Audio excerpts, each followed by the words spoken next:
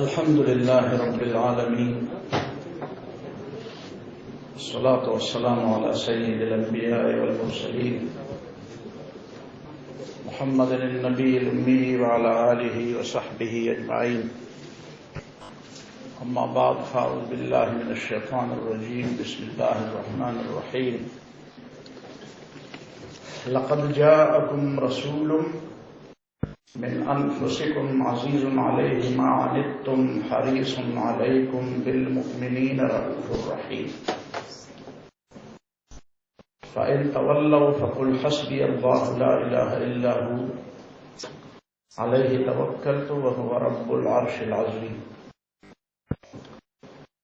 وعن جبير بن مطعم رضي الله تعالى عنه قال قال رسول الله صلى الله عليه وسلم إن لي 5 أسماء أنا محمد وأنا أحمد وأنا الماحي وأنا الحاشر وأنا العاقب الذي ليس بعده نبي. وعن عبد الرحمن بن أبي قرد رضي الله تعالى عنه قال توضأ رسول الله صلى الله عليه وسلم فجعل الناس يتمسحون بوضوئه فقال رسول الله صلى الله عليه وسلم ما يحملكم على هذا؟ قالوا حب الله ورسوله. فقال رسول الله صلى الله عليه وسلم من سره أن يحب الله ورسوله أو يحبه الله ورسوله فليصدق حديثه إذا حدث وليؤد أمانته إذا اؤتمن وليحسن جوار من جاوره. صدق الله العظيم وصدق رسوله النبي الكريم.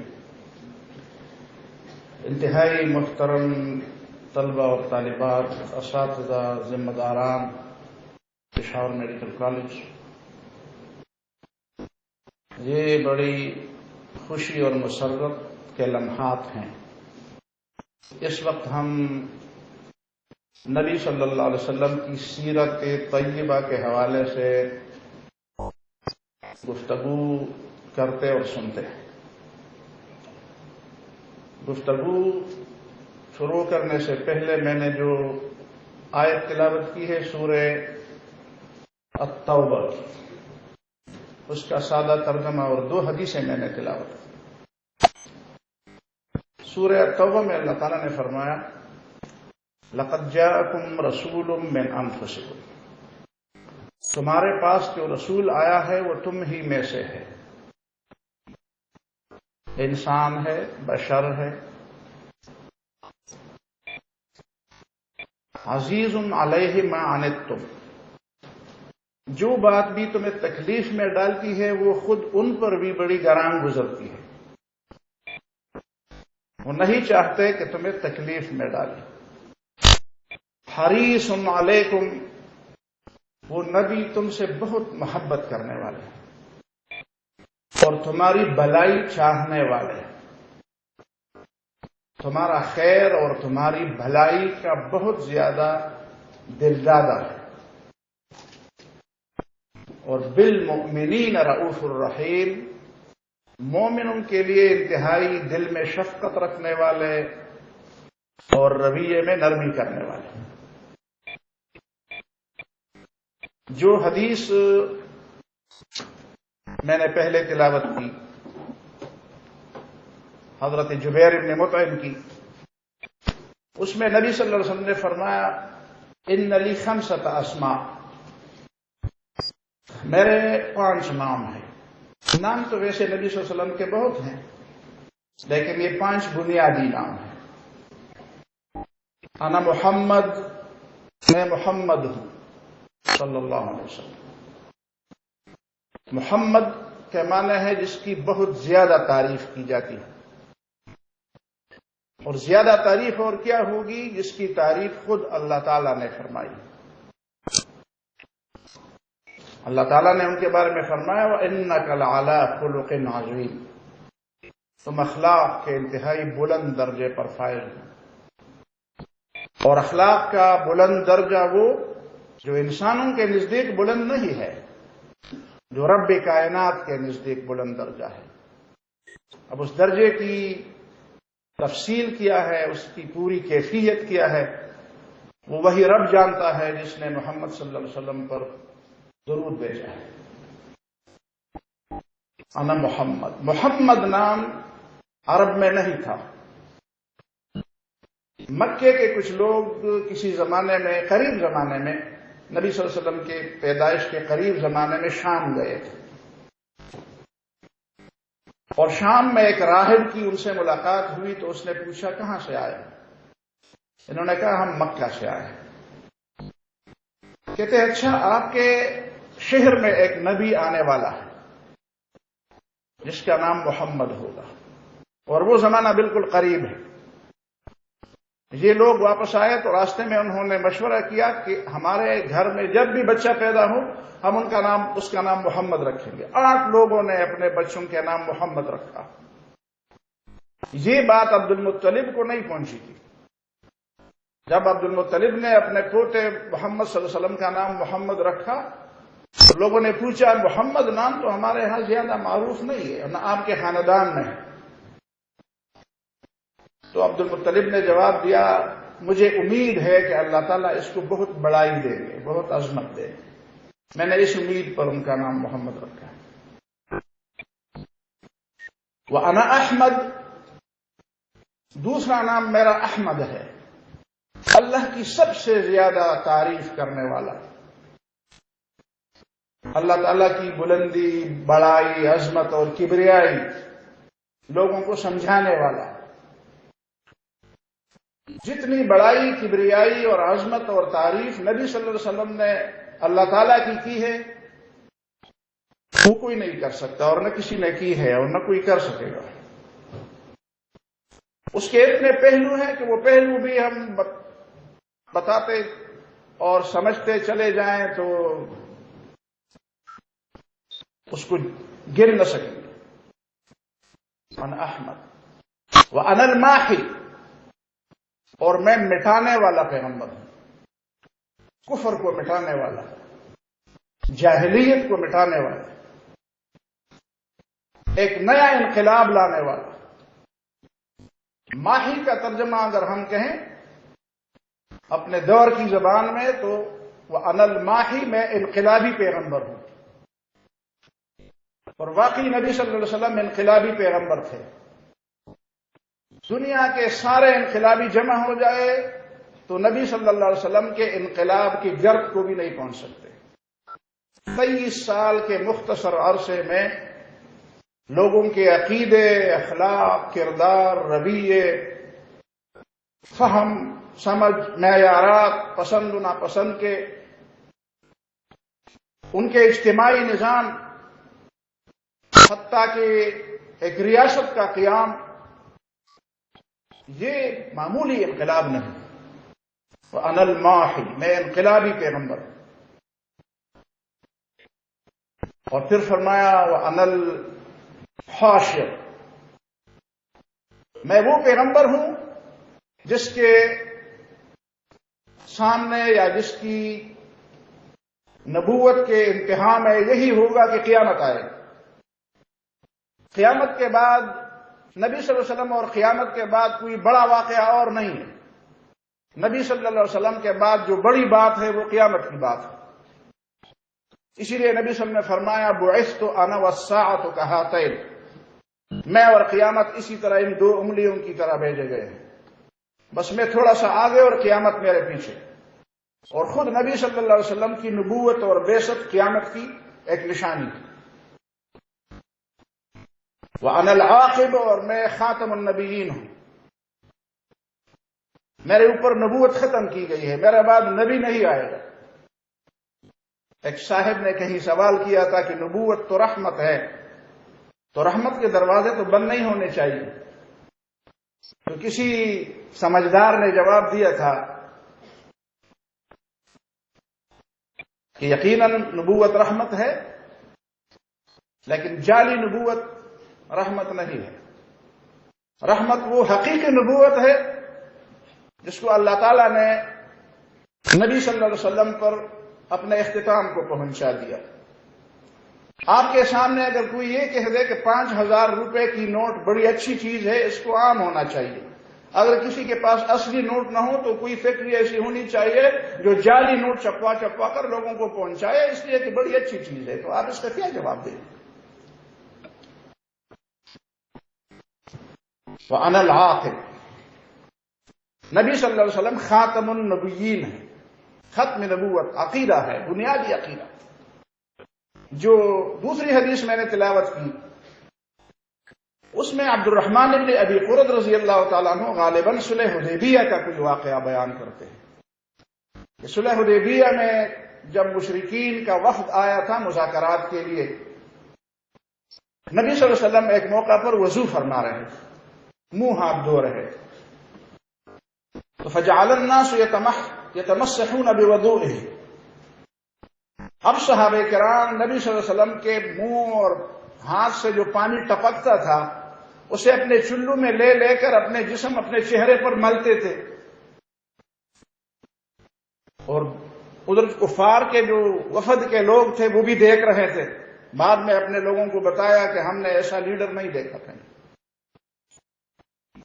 جس سے اپنے لوگ اتنی محبت کرتے ہیں۔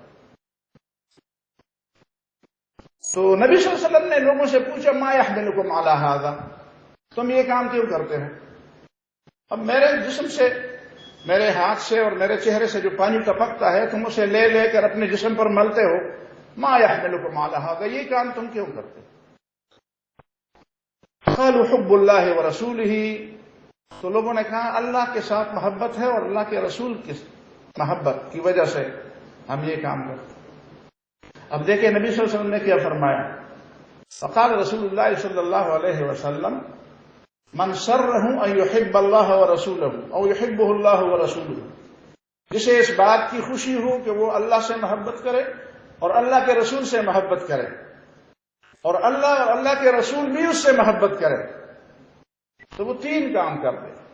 فلیصدق حدیثہ اذا حدث، محبت کا تقاضا ہے، محبت رسول اور محبت خدا کا تقاضا ہے۔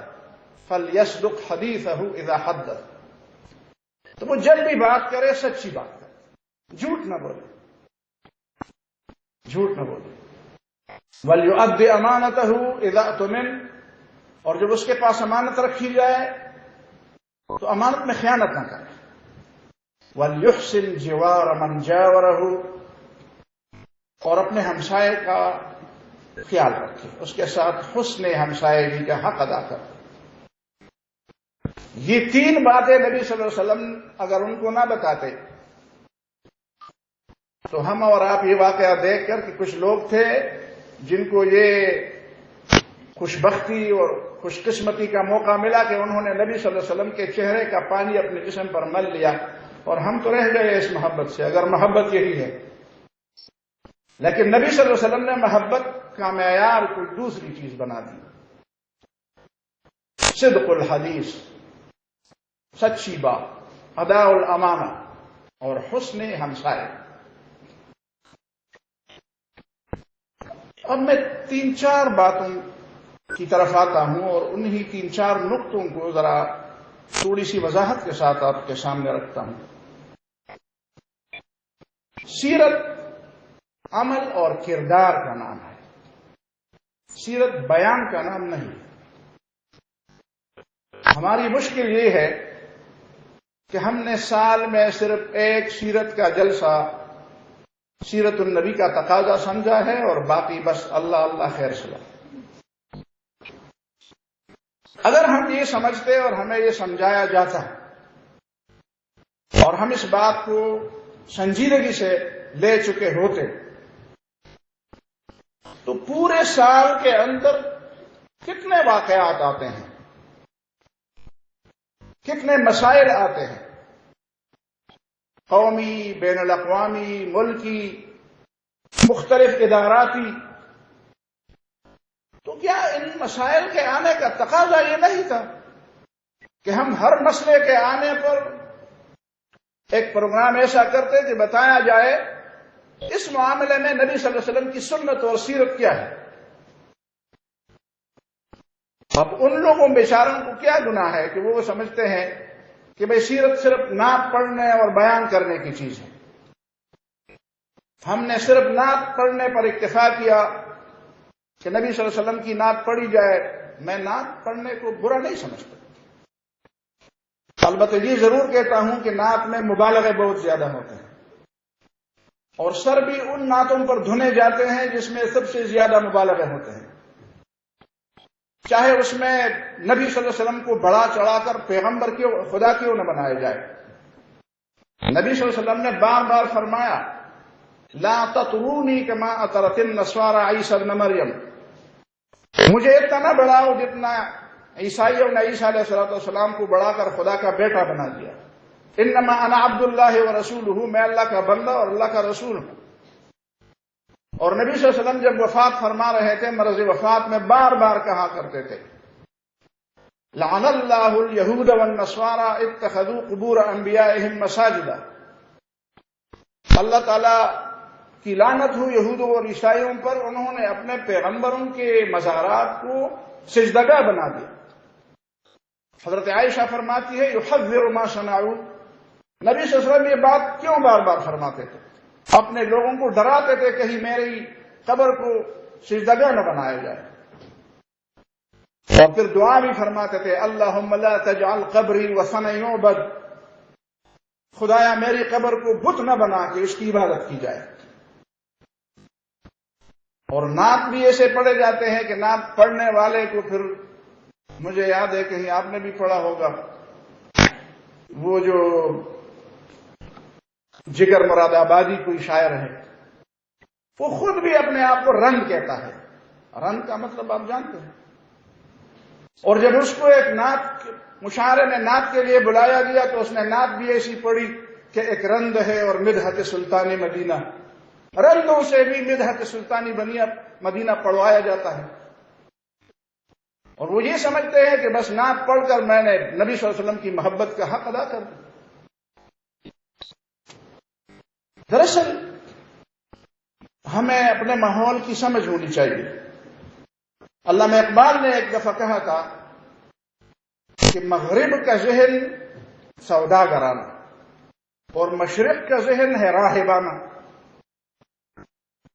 ہمارا مشرقی علاقہ ہے، اس میں پرانے زمانے سے جو گوتم بدھ کی تعلیمات ہے اور دوسری تعلیمات ہے، ان تعلیمات نے ایسی ایک مشکل پیدا کر دی ہے کہ یہاں پہ رہبانیت کو انسانیت کی بڑی معراج سمجھا جاتا ہے، انسانیت کا معراج سمجھا جاتا ہے. مغرب کا ذہن سوداگرانہ ہے، وہ ہر بات کو تجارت اور کاروبار کے نقطہ نظر سے دیکھتے ہیں. اس لیے آپ دیکھتے ہیں کہ ہمارے مشرقی روایات کے اندر جن لوگوں نے سیرت پر باتیں کی ہیں یا جنہوں نے چاہا ہے کہ اپنے آپ کو نبی صلی اللہ علیہ وسلم کی سیرت کے رنگ میں رنگ دے، انہوں نے رہبانیت کسی اور انداز سے اختیار کی ہے. ہم پڑھتے ہیں اور بہت زیادہ اس موضوع پر مواد ہمارے پاس موجود ہے کہ وہ فلان جو بڑا بزرگ ہے وہ کھانے سے اتنے پرہیز کرتے تھے، لوگوں کو دیکھنے سے اتنے پرہیز کرتے تھے، اپنے چلے کے جو کٹیا ہوتی تھی اسی میں ایسے بیٹھے رہتے تھے. ایک صاحب کے بارے میں ایک بہت بڑے آدمی نے لکھا کہ وہ نماز کے لیے جا رہے تھے، اچانک گر پڑے. وقت کے طبیب نے آ کر جب نبض دیکھی تو کہا کہ اس کو تو کھانے کی ضرورت ہے. اب جب اس کے لیے کوئی دودھ لایا گیا تو کہتے نہیں، میں نے تو اپنے نفس کو ابھی قابو کر لیا ہے، اب تم مجھے دودھ پلا کر پھر اس کو موٹا کر دیتے ہیں. یہ تصورات ہمارے ہاں کیسے آ گئے؟ ہم نے اسلام کو بھی سیکھا، لیکن ہمارے پاس رہبانیت اور ترکی دنیا، یہ جو نفس کشی کا لفظ ہے، نفس کش، کہ اپنے نفس کو اتنا دبا دو کہ وہ سرے سے زندہ ہی نہ رہے، وہ کسی مطالبے کا ہی نہ رہے، قابل نہ رہے. اور اس پر کہا جاتا ہے کہ یہ خدا ترسی ہے اور ترکی دنیا اور یہ فقیری. ہمارے لوگوں میں سے کچھ آپ نے تاریخ میں پڑھا ہوگا، میں نے پڑھا ہے کہ نبی صلی اللہ علیہ وسلم کے زمانے میں ہندوستان سے ایک راجا کو پتہ چلا کہ نبی صلی اللہ علیہ وسلم وہاں پہ تشریف لائے ہیں. قافلے تو آتے جاتے تھے. اس نے لوگوں کو بھیجا وہاں پہ.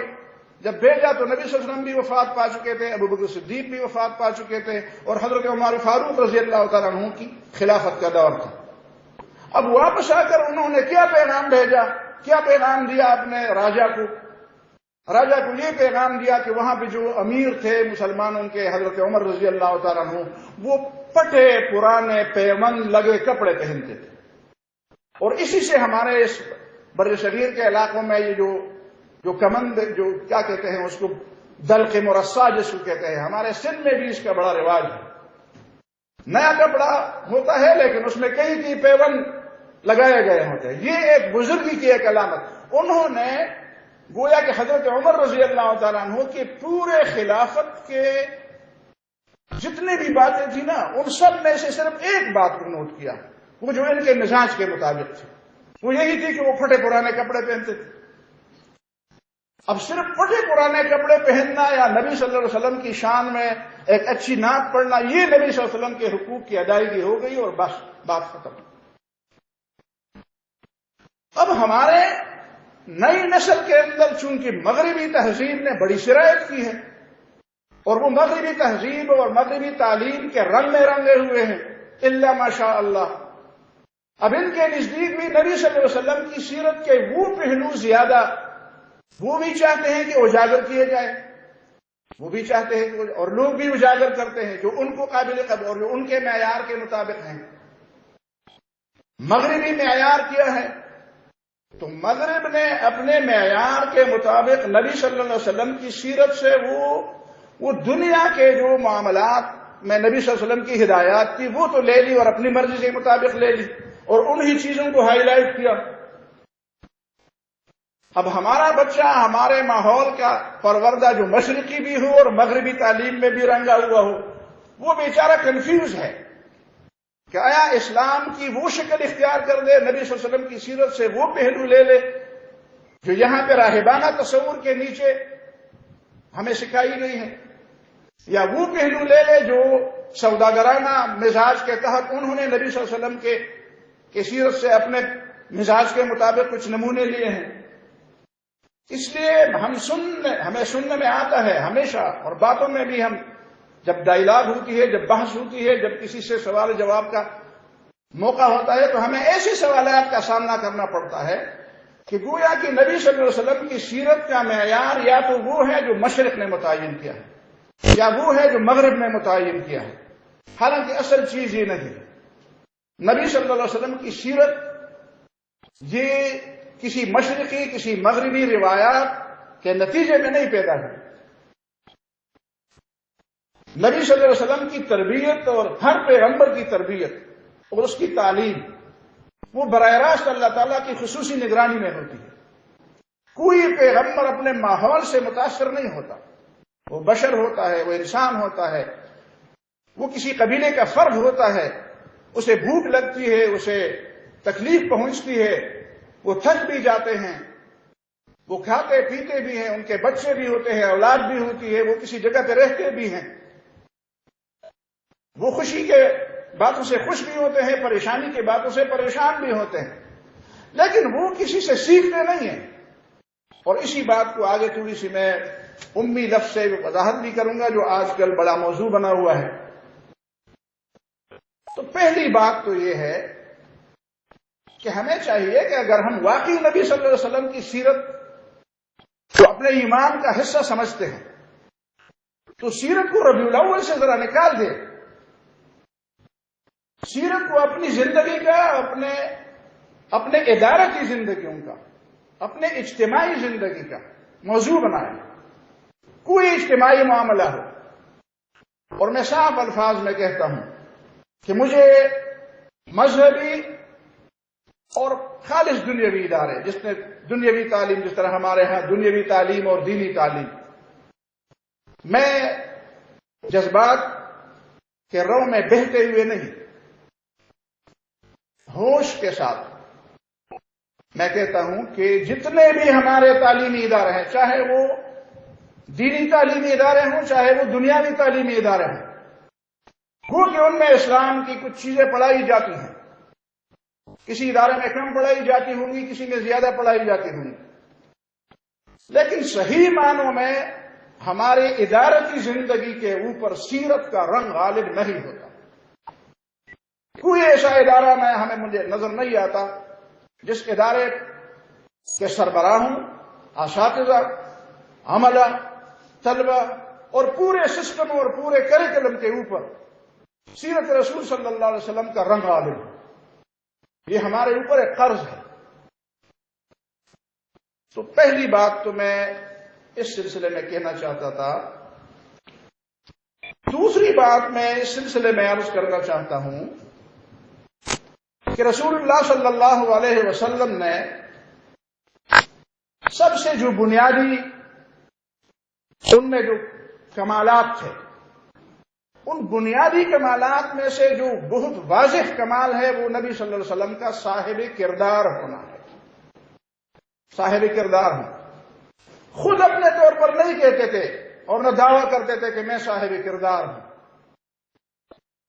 ایسے خاموشی سے کردار ادا کرتے تھے کہ اس خاموشی پر ہزار زبانیں فدا ہوں۔ میں اس کی ایک مثال دوں،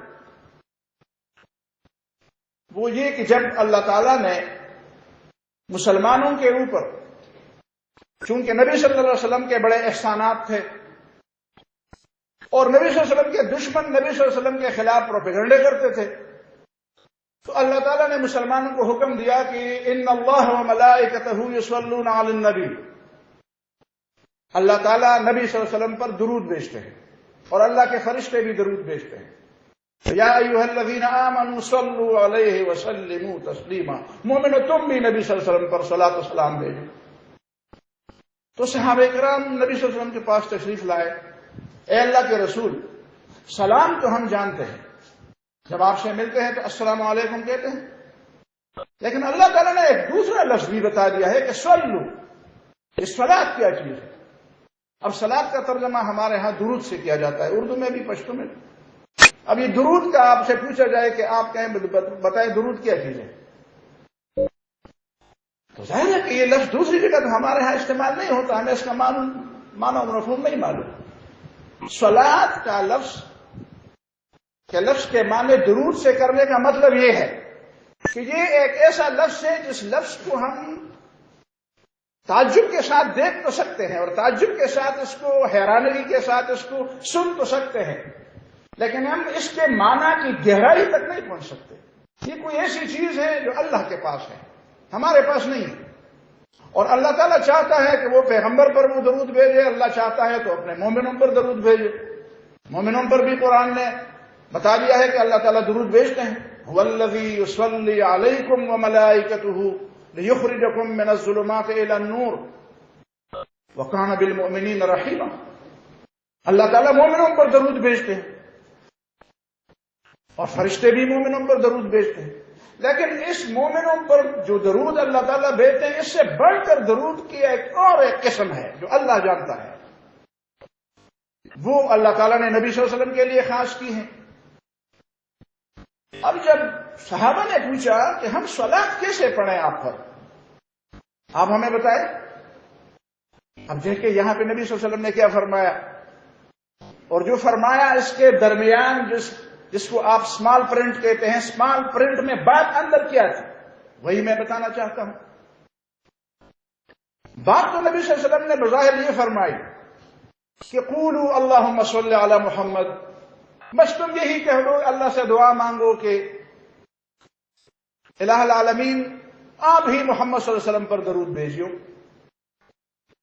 اب بات مجھے یاد ہے، میں طالب علم تھا مدرسے میں، تو ایک صاحب نے مجھے پوچھا تم مسلمان عجیب لوگ ہو، تمہیں خدا کہتا ہے صلو علی یا ایھا الذین آمنوا صلو علیہ، مومنو تم نبی صلی اللہ علیہ وسلم پر درود بھیجو، اور تم اللہ کے سامنے کہتے ہو اللہم صلی، خدا تم پر درود بھیجو، تو درود بھیجے گا کون؟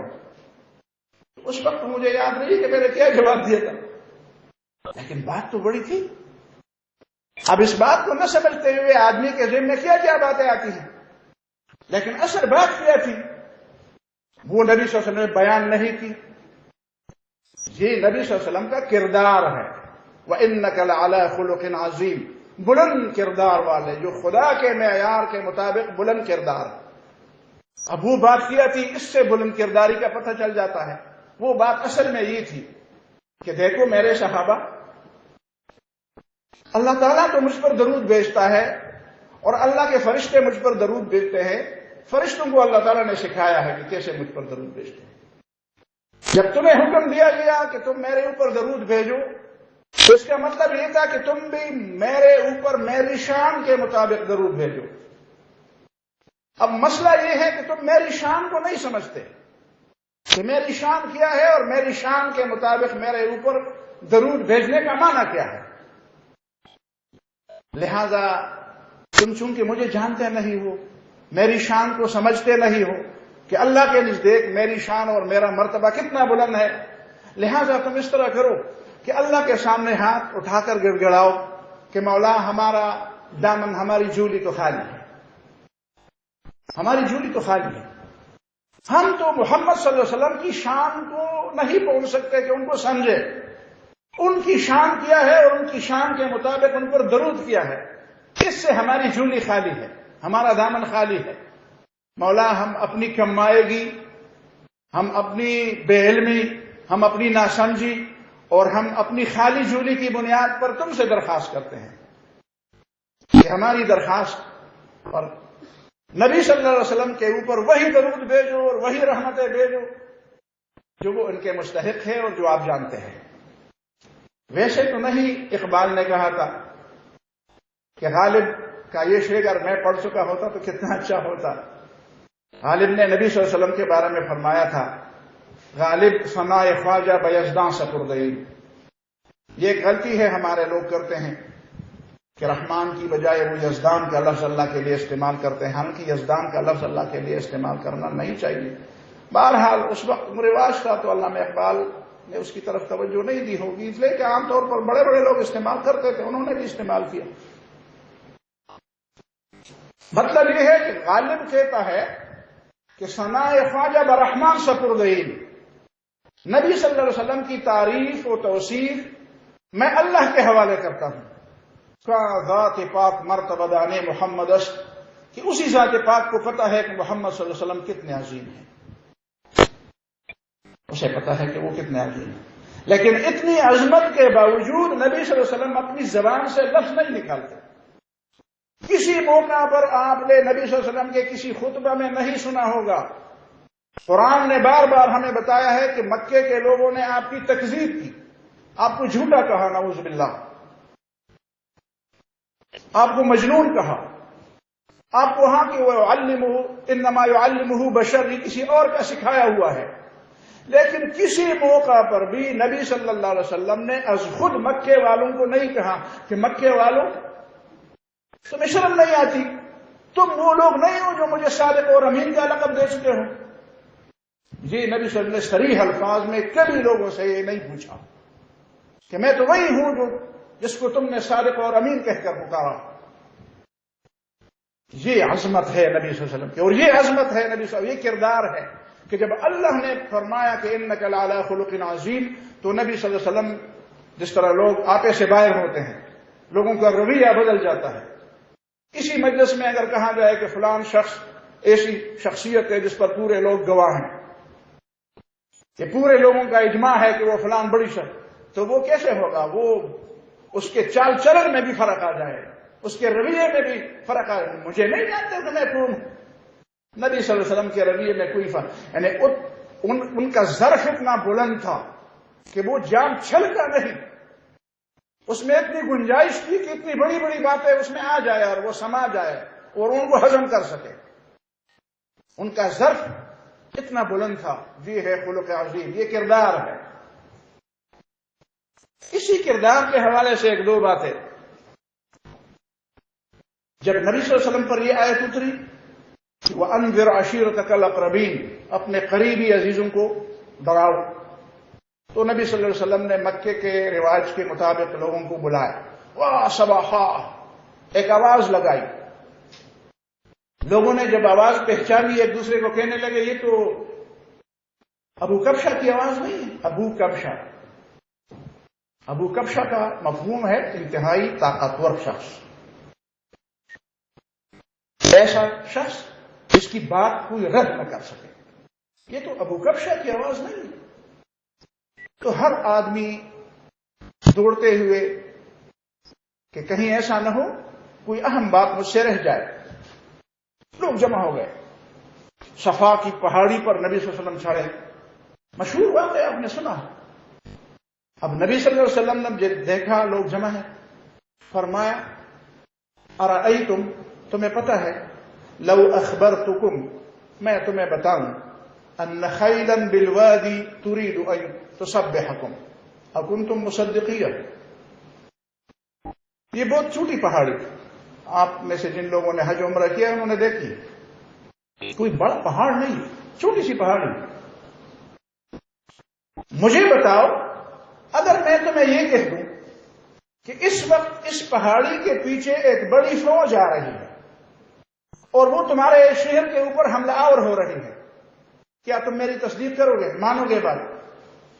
اس مجلس میں امیہ، ابی بن کعب، عتبہ، شیبہ، ابو لہب، ابو جہل، سارے سرداران قریش اس مجلس میں موجود تھے.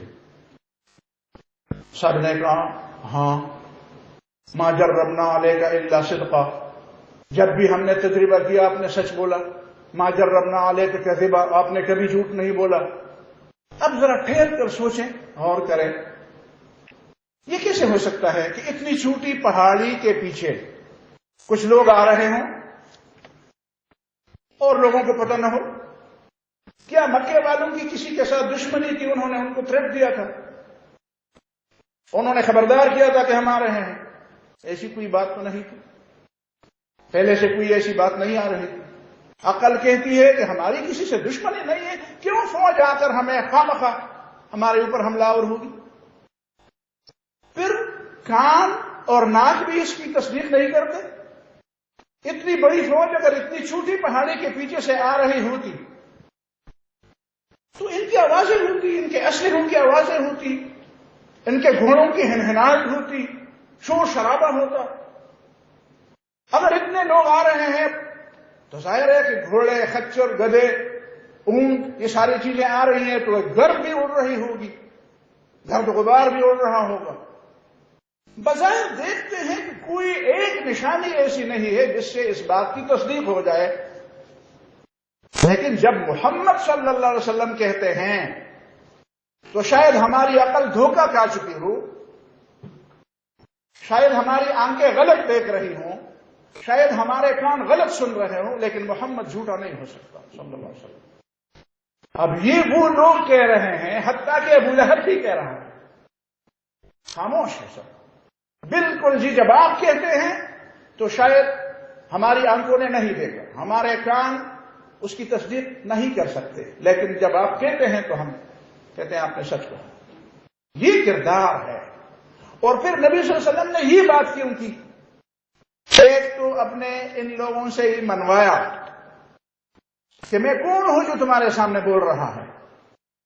میں کوئی ایسا آدمی نہیں ہوں جو کہیں کونے میں چھپ کر صرف ایک تقریر کے لیے آپ کے سامنے ہے. میری زندگی تمہارے سامنے ہے، تم مجھے جانتے ہو. اور دوسری وہ نبی صلی اللہ علیہ وسلم اس لیے یہ بات کہہ رہے ہیں کہ اس بات سے ایک نتیجہ نکالتے ہیں. وہ نتیجہ بڑا اہم ہے. وہ نتیجہ یہ ہے کہ نبی صلی اللہ علیہ وسلم نے فرمایا فَإِنِّي نَذِيرٌ لَكُمْ بَيْنَ يَدَيْ عَذَابٍ شَدِيدٍ. اب اگر تم میرے اوپر دنیا کے معاملات میں اتنا اعتماد کرتے ہو اور جانتے ہو کہ میں سچ بولتا ہوں، تو میں ایک اور سچی بات جو اس سے بھی زیادہ بڑھ کر اہم ہے وہ یہ ہے کہ ایک عذاب آنے والا ہے، قیامت کا دن آنے والا ہے. حساب و کتاب کا ایک دن آنے والا ہے، اور اس دن کے خطرناکی سے اور اس دن کے مصیبت سے اور اس دن کی مشکل سے آپ کو بچانے کے لیے میرے پاس ایک نسخہ ہے، وہ یہ ہے کہ میری بات مان لو اور کلمہ توحید پڑھ لو۔ اب سارے لوگ خاموش ہو گئے۔ اب یہیں پہ کیا بات ہوئی؟ یہیں پہ ایک چھوٹی سی بات پھر ذہن میں رکھیں۔ وہیں پہ ابو لہب بیٹھا تھا، ابو لہب جو نبی صلی اللہ علیہ وسلم کا چچا تھا، سگا چچا، عبد العزا اس کا نام تھا۔ اب پہلی بات کی اس نے بھی تصدیق کی، لیکن جب دوسری بات آ گئی تو وہ سمجھا کہ بھتیجے نے تو دین اور دنیا دونوں ایک ہاتھ میں لے لیے، تو میرے لیے کیا رہا؟ حالانکہ ابو لہب اس سے پہلے اس نے مکے کی سرداری کے لیے بہت پاپڑ بیلے تھے، وہ تھا تو بنو ہاشم کا تھا، لیکن اس نے شادی کی تھی بنو امیہ سے۔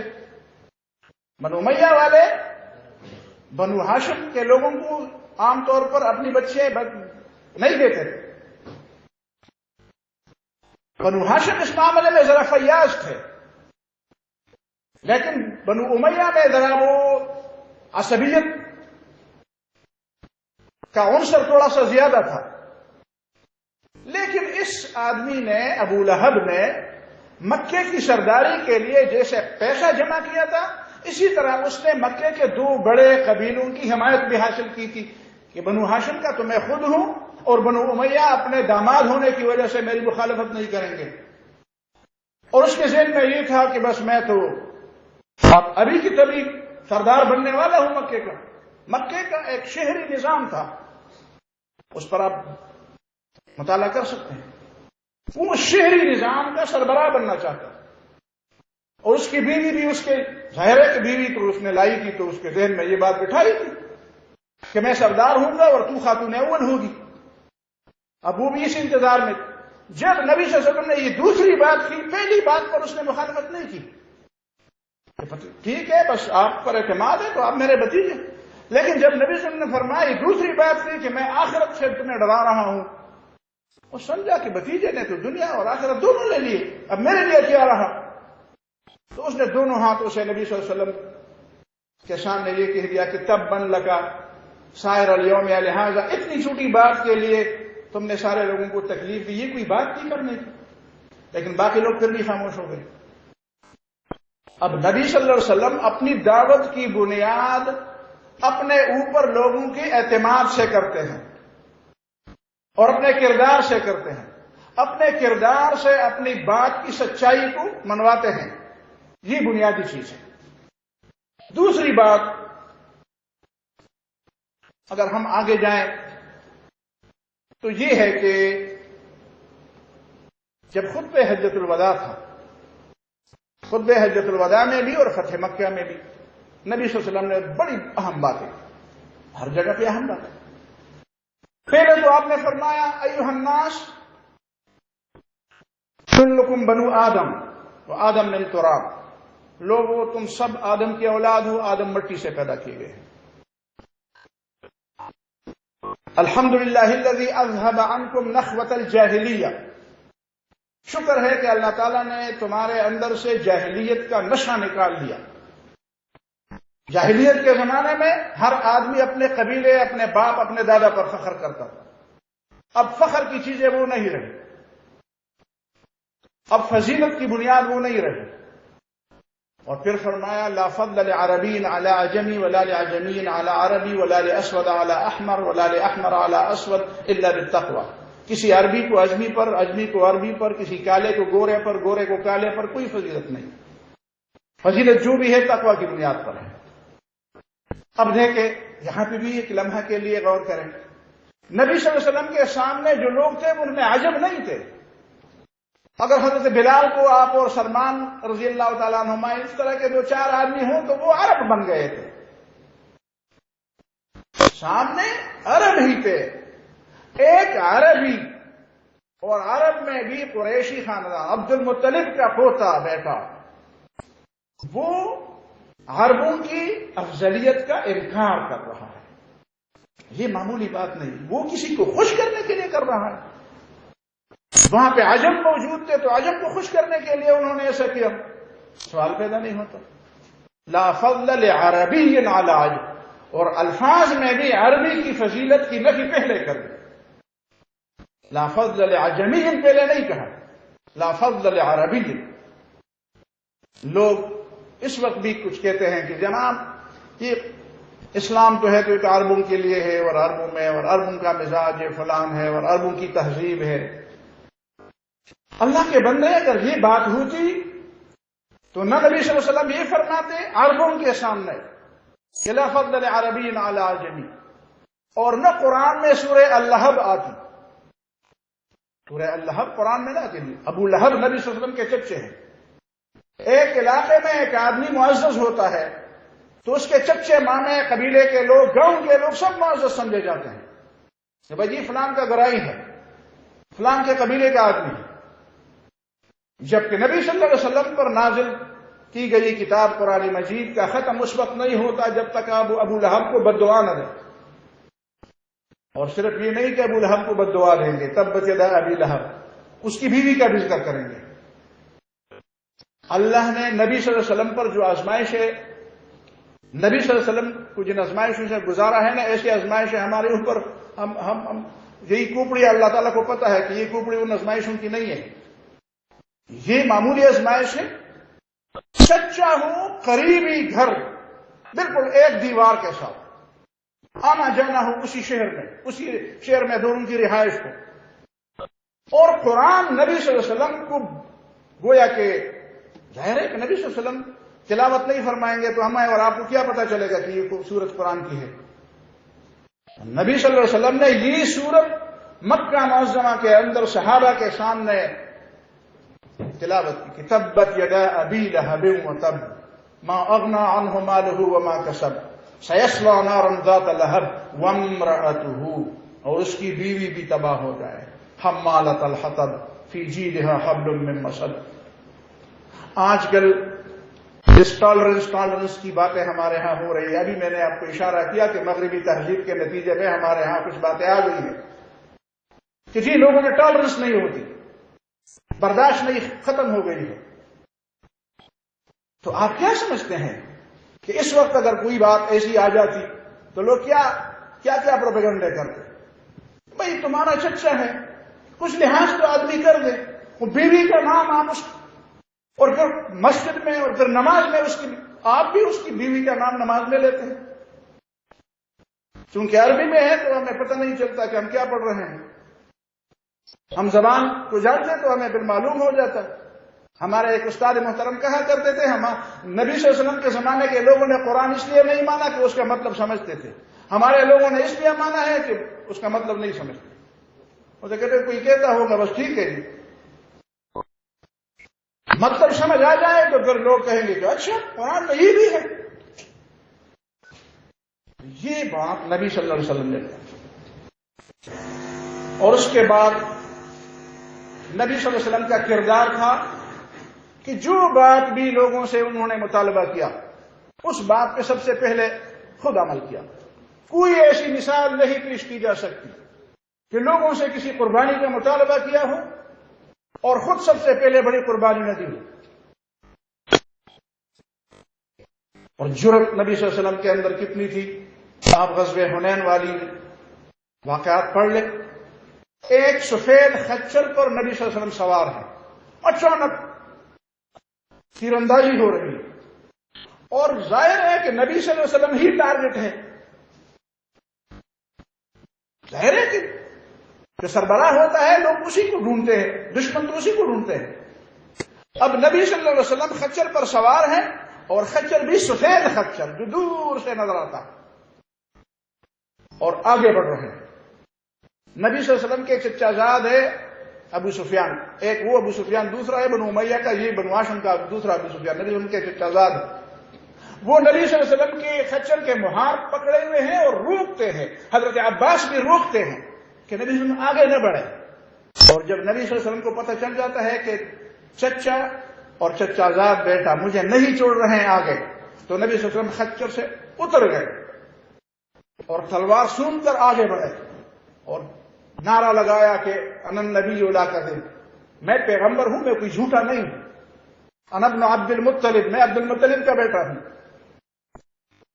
اب ایسی جرأت کے ساتھ حضرت علی فرماتے ہیں کہ جنگ میں جب ہم ہوتے تھے اور نبی صلی اللہ علیہ وسلم ہوتے تھے تو ہم میں سے بہادر آدمی وہ ہوتا تھا جو نبی صلی اللہ علیہ وسلم کے قریب لڑتا تھا، اس لیے کہ نبی صلی اللہ علیہ وسلم ایسے فرنٹ لائن پر ہوتے تھے کہ وہاں پہ ہر آدمی کے بس کی بات نہیں ہوتی، تو جو آدمی نبی صلی اللہ علیہ وسلم کے قریب ہو کر لڑتا، صحابہ کرام کہتے ہیں بہت بہادر ہے، اس لیے، اور بہادری کی دلیل کیا ہے، وہ نبی صلی اللہ علیہ وسلم کے قریب ہو کر لڑتا ہے۔ کہیں نبی صلی اللہ علیہ وسلم نے کوئی ایسی بات نہیں کی کہ خود تو پیچھے رہے اور دوسروں سے اس کا مطالبہ کرتے رہے۔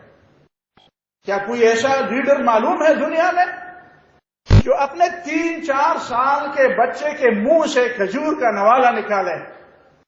زکوٰۃ کی کھجوریں تھی، حسن یا حسین رضی اللہ عنہما میں ایک بچہ اسی طرح گرتے پڑتے آتا ہے اور ایک کھجور منہ میں اٹھاتا ہے، اور جب نبی صلی اللہ علیہ وسلم دیکھتے ہیں تو منہ میں انگلی ڈال کر وہ کھجور اپنے بچے کے منہ سے نکالتے ہیں اور کہتے ہیں کہہ تو کو اما تعلم اللہ ناکل صدقہ، تمہیں پتہ نہیں ہے ہم زکوٰۃ خیرات نہیں کھاتے، زکوٰۃ نہیں کھاتے، اور اپنا مال ساری امت کے لیے چھوڑ دیتے ہیں۔ نحن معاشر الانبیاء لا نورث ما ترکناہ صدقہ، اپنی اولاد پر زکوٰۃ لینا حرام قرار دیتے ہیں۔ یہ بنیادی بات نبی صلی اللہ علیہ وسلم نے اصلاحات کی۔ ابھی میں نے کہا آپ انقلابی پیغمبر تھے، اصلاحات کی ایک لمبی فہرست ہے۔ سوال پیدا نہیں ہوتا کہ ایک پروگرام میں یا ایک درس میں یا ایک تقریر میں اس کو، لیکن 2-3 باتیں میں عرض کر دوں۔ پہلی اصلاح یہ تھی، پھر اس طرح بھی میں نے اشارہ کیا ابتدا میں، کچھ لوگ ایسے تھے پرانے زمانے کے، یہودی تھے، عیسائی تھے۔ اگر ہم یہودی عیسائی کی بات کریں تب بھی، اور اگر ہم مشرق اور مغرب کی بات کریں تب بھی، یہودیت میں دنیا پرستی بہت زیادہ آ گئی تھی، سب کے سب دنیا پرست بن گئے تھے، اتنے دنیا پرست بن گئے تھے کہ دنیا کے مقابلے میں اور دنیا کے آگے بند باندھنے والے اور دنیا پرستی کے آگے رکاوٹ بننے والے پیغمبروں کو بھی انہوں نے قتل کیا۔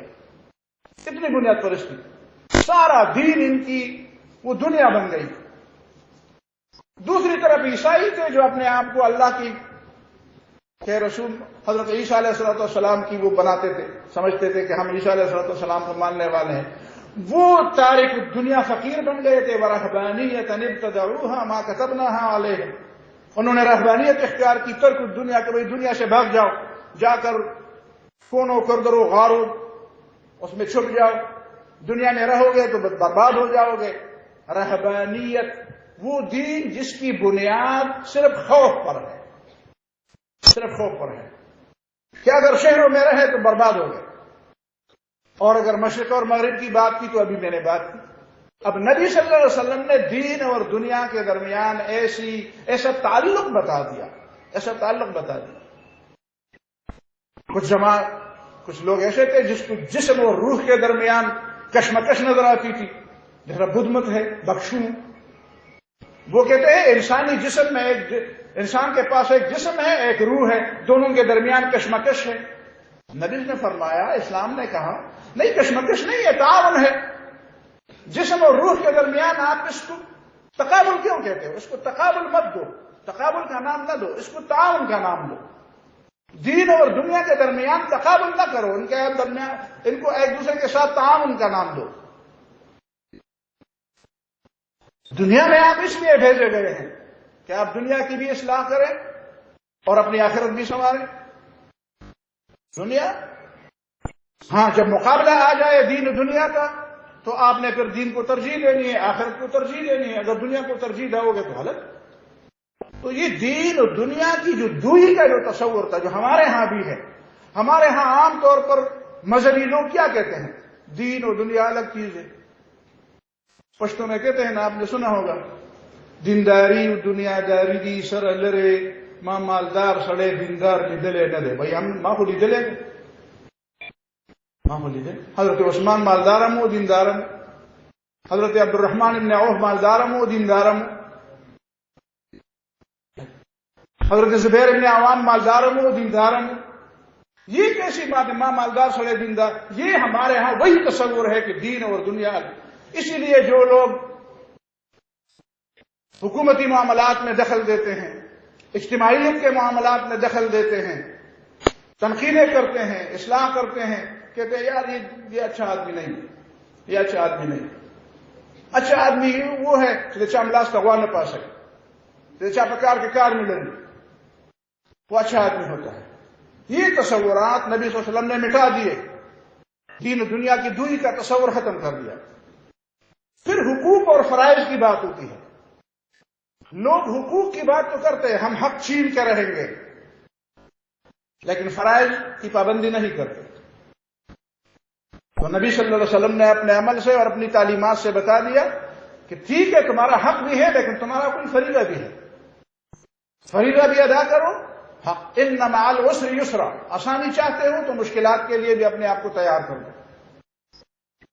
اور پھر کچھ لوگوں نے یہ بھی کر دیا کہ یہ حقوق، میں یہ نہیں کہتا کہ حق لینا نہیں چاہیے، لیکن میں یہ ضرور کہتا ہوں اس معاملے میں ذرا بات سمجھنے کی ضرورت ہے۔ ایک انفرادی اور ذاتی حق ہوتا ہے، اس میں نبی صلی اللہ علیہ وسلم نے نرمی سکھائی ہے، دوسرے کا حق ادا کر دو، اپنے حق لینے میں نرمی کر دو۔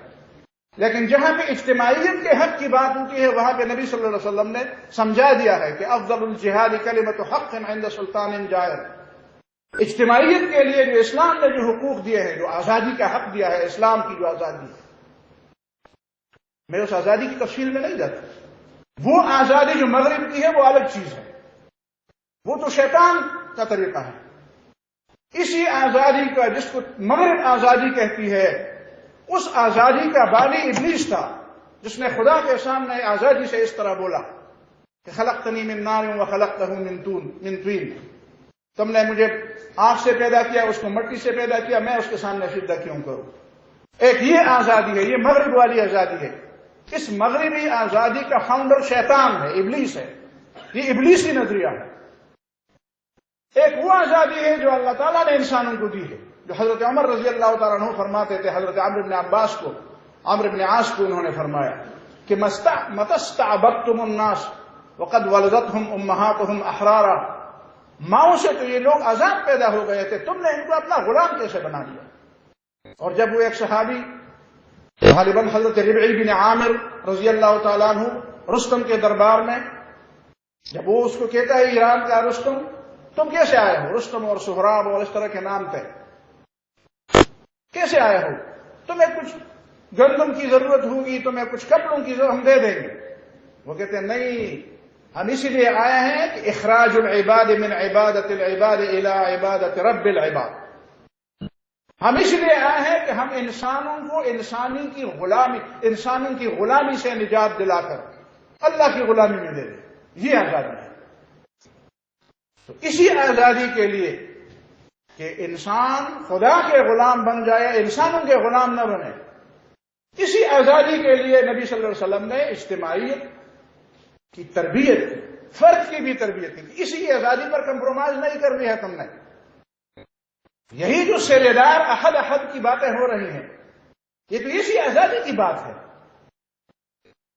تو اس آزادی کے لیے آپ نے، یہ حق ہے تمہارا، خدا کی بندگی اور طاغوت کی بندگی سے انکار کرنا، یہ انسان کا حق ہے۔ یہ حق نبی صلی اللہ علیہ وسلم نے دیا، یہ اسلام نے دیا لوگوں کو۔ وہ آزادی نہیں جو ابلیس نے اپنائی اور جو ابلیس کے شاگرد اپناتے ہیں، ان دونوں آزادیوں میں فرق ہونا چاہیے، یہ نبی صلی اللہ علیہ وسلم نے بتا دیا۔ اور پھر میں آخر میں یہ بتاؤں کہ نبی صلی اللہ علیہ وسلم نے جو کتاب پیش کی، جو کتاب نبی صلی اللہ علیہ وسلم نے پیش کی، ایک تو نبی صلی اللہ علیہ وسلم کی رسالت، وہ ایک ایسا ثبوت ہے نبی صلی اللہ علیہ وسلم کی زندگی، خود زندگی نبی صلی اللہ علیہ وسلم کی، نبی صلی اللہ علیہ وسلم کی رسالت کا ایسے ثبوت، ایسے دلیل ہے، ایسی نشانی ہے، اس کو رد نہیں کیا جا سکتا۔ نبی صلی اللہ علیہ وسلم امی تھے، یہ امی کا لفظ بھی سمجھانا ضروری ہے۔ امی کا مطلب ان پڑھ یا الٹریٹ کرنا غلط ہے۔ امی کا مطلب یہ ہے کہ انہوں نے انسانوں سے نہیں سیکھا، نبی صلی اللہ علیہ وسلم نے انسانوں سے نہیں سیکھا، انسانوں میں سے کوئی ان کے استاد نہیں تھے، کوئی ان کا معلم نہیں تھا، انسانوں کی کوئی لکھی ہوئی کتاب انہوں نے نہیں پڑھی تھی۔ یہ ہے مطلب امی کا۔ ان کو اللہ تعالیٰ نے براہ راست پڑھایا، اللہ تعالیٰ نے براہ راست ان کو سمجھایا۔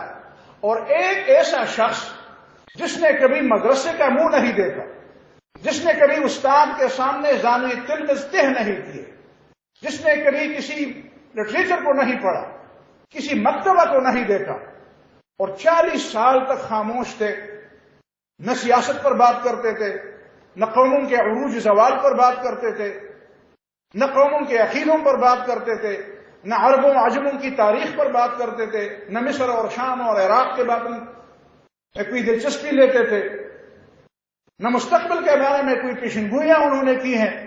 اچانک غار حرا سے نکل کر جب قوم کے سامنے آتے ہیں تو ایسی زبان بولتے ہیں کہ کبھی ایسی زبان میں انہوں نے بات نہیں کی۔ آج بھی کوئی عربی دان ہو تو قرآن کی زبان اور نبی صلی اللہ علیہ وسلم کی حدیث کی زبان میں زمین و آسمان کا فرق ہے۔ ایک آدمی یہ دونوں فرق کیسے بیک وقت برقرار رکھ سکتا ہے؟ یہ کوئی انسانی بس کی بات ہے؟ قرآن کی جو زبان ہے وہ 23 سال میں بالکل الگ، اور خود اپنی جو زبان ہے وہ 23 سال میں بالکل الگ، اور یہ فرق کبھی بھی اس فرق میں کوئی فرق نہیں آنے دے۔ یہ بڑی بات ہے۔ پھر وہ نبی صلی اللہ علیہ وسلم قوموں کے عروج زوال پر بات کرتے ہیں، تاریخ پر بات کرتے ہیں، ایسی باتیں بتاتے ہیں جو نہ عربوں کو پتا ہے نہ عجموں کو پتا ہے۔ وہ سیاست پر، وہ معیشت پر، وہ معاشرت پر، وہ خاندان پر، وہ نفسیات پر، وہ دنیا پر، وہ آخرت پر، وہ قبر پر، وہ جہنم اور جنت کی باتیں، وہ آدم کی تخلیق کی باتیں، وہ جنت کی باتیں، وہ فرشتوں اور خدا کی باتیں، وہ خدا اور شیطان کے درمیان ہوئی باتیں، وہ ایسی بتا رہا ہے کہ ابھی وہ بالکل اس ساری باتوں کا گواہ ہے۔ یہ کہاں سے آ گئی یہ قابلیت؟ اور میں ان کی قابلیت کی بات کروں تو دشمن کے ساتھ جس طرح معاہدات ہوئے، جس طرح صلح ہوئی، جس طرح صلح کے جو ٹیکسٹ لکھے گئے، جو ان میں جو باتیں ہوئی، وہ ایک ایک بات آپ دیکھیں کہ کیسے نبی صلی اللہ علیہ وسلم کے اندر یہ باتیں تھے، اور نبی صلی اللہ علیہ وسلم کی صحبت سے وہ صحابہ، آپ نے کبھی دیکھا ہے کہ اتنے بڑے لوگ اتنے چھوٹے قصبے میں اتنی بڑی تعداد کے اندر کیسے جمع ہو گئے؟ ابو بکر، عمر، عثمان، علی، طلحہ، زبیر، ابو ہریرہ، یہ لوگ ایک وقت میں اتنے قابل لوگ نبی صلی اللہ علیہ وسلم کے ارد گرد کیسے آ گئے؟ وہی لوگ جو اونٹ چلانے کے علاوہ، بکریاں چلانے کے علاوہ، تجارت کرنے کے علاوہ، لڑائی لڑنے کے علاوہ اور کوئی گر نہیں جانتے تھے، وہ اچانک اتنے قابل کیسے بن گئے؟ وہ کون سی صحبت تھی؟ وہ کون سی بات تھی؟ کیا پڑھا تھا انہوں نے؟ یہ وہ بنیادی باتیں ہیں جو رسول اللہ صلی اللہ علیہ وسلم کی رسالت کی صداقت کی گواہی دیتے ہیں۔ پھر نبی صلی اللہ علیہ وسلم نے جو قرآن پیش کیا، وہ قرآن آج تک اپنے ماننے والوں اور نہ ماننے والوں کے سامنے کھلی دلیل ہے، کھلی دلیل ہے، اس میں ایک لفظ کی تبدیلی نہیں آئی ہے۔ یہ جو لوگ کہتے ہیں اس میں 22 غلطیاں ہیں اور 23 غلطیاں ہیں اور گرامر کی غلطیاں ہیں، ان بیچاروں کو علم ہوتا تو ایسی باتیں نہ کرتے۔ گرامر تو قرآن کے 200 سال بعد بنے ہیں، قرآن کا اپنا ایک شان ہے۔ قرآن نے تو اس زمانے کے عام کتابوں کے مطابق اپنے سورت کا نام باب نہیں رکھا۔ دیکھیں نا ہمارے ہاں کتابوں میں پرانے زمانے سے کتابوں کا طریقہ کیا ہے؟ کتاب میں کیا ہوتی ہے؟ کتاب میں ایک چپٹر ہوتے ہیں، باب ہوتے ہیں، فصل ہوتے ہیں، پھر جملے ہوتے ہیں۔ قرآن نے سب سے الگ اپنا طریقہ اختیار کیا۔ میرے ہاں چپٹر شپٹر نہیں ہوتے، باب شاب نہیں ہوتے، فصل نہیں ہوتے، میرے اندر سورتیں ہوتی ہیں، سورتوں کے اندر آیتیں ہوتی ہیں، آیتیں ہوتی ہیں۔ یہ نام پھر موضوع، لوگ کہتے ہیں یار قرآن میں فلان موضوع پر یار جی سود کی اس میں تعریف نہیں ہے، یار جی فلان چیز کی اس میں ڈیفینیشن اس طرح نہیں۔ بھائی قرآن اس طرح ڈیفینیشن کی کتاب نہیں ہے، قرآن کسی سے سیکھتا نہیں ہے، وہ سب سے نرالی کتاب ہے۔ اس کا انداز، اس کا موضوع، اس کا طریقہ بحث، ایک ایک موضوع پر قرآن کا بحث کا طریقہ ساری دنیا سے الگ ہے۔ وہ کسی سے سیکھتا نہیں ہے، سکھاتا ہے۔ وہ کسی سے متاثر نہیں ہوتا ہے، متاثر کرتا ہے۔ یہ قرآن، گیری ملر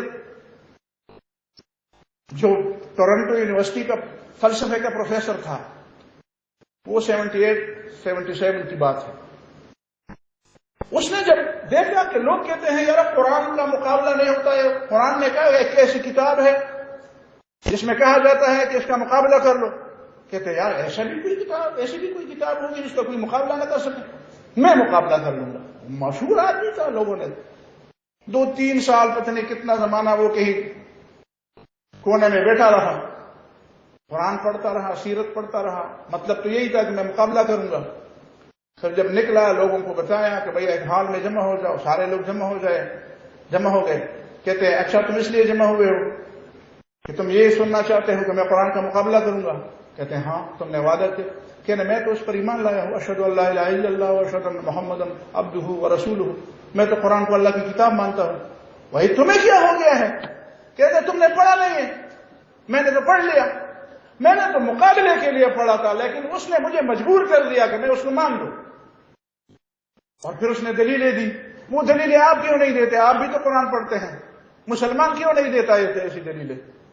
گیری ملر نے کہا میں نے دیکھا قرآن مجید میں نبی صلی اللہ علیہ وسلم کے نام تو 4-5 بار آئے ہیں، موسیٰ علیہ السلام اور عیسیٰ علیہ السلام کے نام تو پتہ نہیں 48 بار اور 136 بار آئے ہیں۔ میں نبی صلی اللہ علیہ وسلم کہ سب سے چہیتے لوگ ابو بکر تھے، عمر تھے، عثمان تھے، علی تھے۔ خواتین میں سب سے چہیتے حضرت خدیجہ، حضرت فاطمہ، حضرت عائشہ رضی اللہ تعالیٰ عنہ۔ ان کے نام تو کوئی ایک سورت بھی نہیں ہے تو سورت کسی خاتون کے نام تو سورہ مریم۔ اصحاب کہف کے نام سورت ہے لیکن ابو بکر صدیق کے نام سورت نہیں ہے۔ پھر فرمایا اگر محمد صلی اللہ علیہ وسلم نعوذ باللہ نبی نہ ہوتے، جھوٹے ہوتے، نبی نہ ہوتے تو پھر تو 2 باتیں یاد رکھو۔ جب سے انہوں نے فرمایا کہ تبت یدا ابی لہب، ابو لہب تباہ ہو گیا، 1 سال گزر گیا تباہ نہیں ہوا، 2 سال گزر گئے، 4 ہو گئے، 5 گزر گئے، 8 گزر گئے۔ ایک آدمی ایک دعویٰ کرتا ہے، اتنے سال ہوتے ہوئے لوگ اس کو کہتے ہیں یار تم نے تو کہا تھا تباہ ہو جائے گا، تباہ تو نہیں ہوا۔ تو وہ کہتے ہیں یار میں نے بس ویسے بات کی، چھوڑو یار، غلط دکورہ پورے نزل غلی کے بس معروف نہیں کر خلق خدا سے لوگ تو ایسا کرتے ہیں۔ لیکن محمد صلی اللہ علیہ وسلم نے اپنی بات پر ڈٹے رہے کہ تبت یدا ابی لہب وتب، یہ تباہ ہے اور یہ تباہ ہو، اور 10 سال بعد اس کی گوئی ثابت ہوگی، تباہ ہو گیا غزوہ بدر کے بعد۔ اس بات پر نبی صلی اللہ علیہ وسلم کو کس نے یہ ثابت قدمی دی کہ یہ بات ہے اور یہ بات ہو کے رہے گی؟ اور جب نبی صلی اللہ علیہ وسلم غار ثور میں تھے، جب ہجرت کر رہے تھے، اور غار ثور میں کیوں تھے؟ وہ نہیں چاہتے تھے کہ لڑائی ہو جائے، وہ کسی سے ڈرنے والے نہیں تھے، لیکن نہیں چاہتے تھے کہ لڑائی ہو۔ وہ اللہ تعالیٰ کی حکمت تھی، وہ ایک الگ موضوع ہے۔ اور وہیں پہ مکے کے لوگ چلتے چلتے وہاں پر پہنچ گئے، اور نبی صلی اللہ علیہ وسلم اور ابو بکر صدیق دونوں اکیلے ہیں وہاں، اور ابو بکر صدیق رضی اللہ تعالیٰ عنہ نبی صلی اللہ علیہ وسلم کے بارے میں پریشان ہے کہ اللہ کے رسول اب کیا ہوگا، وہ تو پہنچ گئے۔ تو نبی صلی اللہ علیہ وسلم کیا فرماتے ہیں کہ لا تحزن ان اللہ معنا، کوئی غم نہ کر، اللہ ہمارے ساتھ۔ اگر نبی صلی اللہ علیہ وسلم پیغمبر نہ ہوتے، سوال پیدا نہیں ہوتا کس چیز نے ان کو وہیں پہ ثابت قدم رکھا؟ وہ صداقت تھی، وہ وہی نبوت کی دلیل ہے، وہ اس بات کی دلیل ہے کہ ان پر جو وحی آتی تھی ان کو اتنا یقین تھا، سوال پیدا نہیں ہوتا۔ وہ 2 لوگ جن کا تیسرا خدا ہو ان کو کوئی نہیں پہنچا سکتا۔ کس چیز نے؟ وہ کہتے ہیں مجھے ان چیزوں نے مطمئن کر دیا کہ محمد صلی اللہ علیہ وسلم اللہ کے رسول ہیں۔ اور آخری بات میں آپ کے سامنے یہ عرض کروں کہ رسول اللہ صلی اللہ علیہ وسلم نے معاملات کی بنیاد علم پر رکھ دی۔ علم یہ بہت بڑا موضوع ہے، علم، گمان پر نہیں۔ وَلَا تَقْفُ مَا لَيْسَ لَكَ بِهِ عِلْمٍ، ان باتوں کے پیچھے مت چلو جن باتوں کے بارے میں تمہیں علم نہیں ہے۔ ان السمع والبصر والفؤاد كل اولئک کان عنہ مسئولا، یہ جو کان ہے، یہ جو آنکھ ہے اور یہ جو دل ہے، ان سب کے بارے میں پوچھا جائے گا۔ اور پھر فرمایا ان الظن لا یغنی من الحق شیئا، گمان حق کے معاملے میں کام نہیں آتا۔ سارے معاملات کی بنیاد علم پر رکھی، اور اس کی بھی چھوٹی سی مثال دوں، وہی مثال، یہ لوگ وہیں پہ غار حرا تک کیسے پہنچے، غار ثور تک کیسے پہنچے؟ اس زمانے میں ایک طریقہ ہوتا تھا. وہ کیا طریقہ ہوتا تھا؟ اس کو قیافہ کہتے تھے. قیافہ کا مطلب یہ ہے کہ قدموں کے نشانات سے معلوم کرنا. ایک علم تھا. اسامہ اور زید کے بارے میں لوگ کہا کرتے تھے، کوئی باتیں ہوتی تو ایک دفعہ وہ ایک چادر میں دونوں باپ بیٹھے سوئے ہوئے تھے، ان کے پاؤں نظر آ رہے تھے اور نبی صلی اللہ علیہ وسلم بھی موجود تھے. اتنے میں ایک قائد گزرا جو قیافہ شناس تھا. تو انہوں نے ان 2 پاؤں 4 پاؤں کو دیکھا، کہتے ہیں هذه الاقدام بعضها من بعض، یہ جو 4 قدم ہے ان میں ایک باپ ہے ایک بیٹا ہے. تو نبی نے فرمایا دیکھو تمہارے نزدیک جو چیز ہے اس نے بھی ثابت کر دیا جو کچھ لوگ کہتے ہیں غلط کہتے ہیں. اتنی بات. یہ لوگ کیسے پہنچے وہاں پہ؟ وہ قدم کے نشانات سے معلوم کرتے تھے. اب دیکھیں نا، قدم کے نشانات ہمارے ہاں کی مٹی کے طرح نہیں تھا. وہ مکے کی زمین پتریلی ہے، پتھر پر آپ قدم رکھتے ہیں تو پتھر پر نشان تو ہے، پہلے تو ہمیں نظر نہیں آتا، میں اینک لگاؤں تب بھی نظر نہیں آئے گا. لیکن جو قیافہ شناس تھا وہ اس کو جانتا بھی تھا، اور پتریلی زمین پر چلتے چلتے ان مکے کے سرداروں کو ساتھ لیے ہوئے وہ بالکل غار ثور کے دھانے پر پہنچ گئے. اس کی مہارت.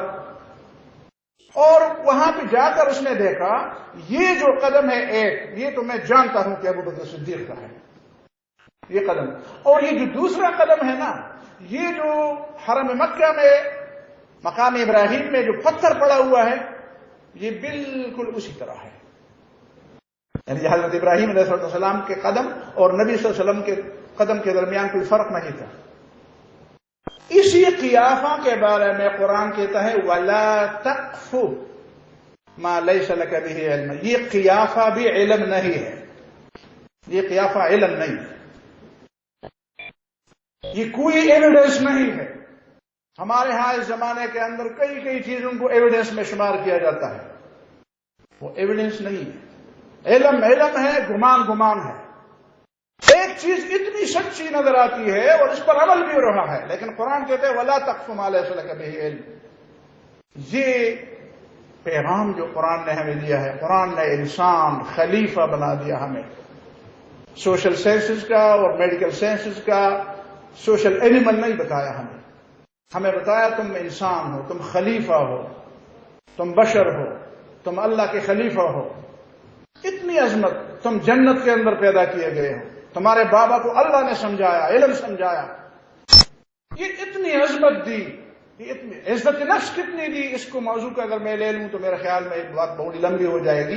میں اسی پر اکتفا کرتا ہوں اور میں پھر اسی بات پر آ جاتا ہوں کہ سیرت رسول صلی اللہ علیہ وسلم سے اپنی زندگی، اپنی انفرادی اور اجتماعی زندگی کو، اپنے معاشرے کو منور کرنا چاہیے.